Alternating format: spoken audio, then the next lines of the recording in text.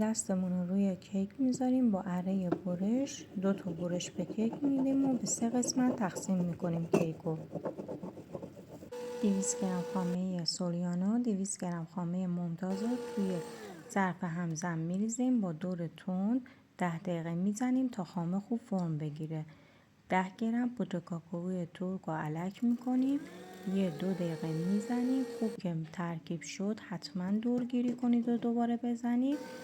برای فیلینگ آماده میشه. یکم خامه روی صفحه کیک میزنیم که کیک لیز نخوره. خامه کشی میکنیم کیک رو. نیازی نیست زیاد خامه بزنید چون کیک کافی شاپیه.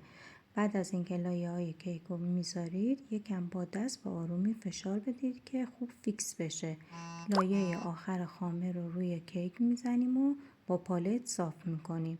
نیازی به زیاد صاف شدن نیست چون یه لایه کیک میاد روش و مشخص نیست و در آخر یک کیک خوشمزه داریم.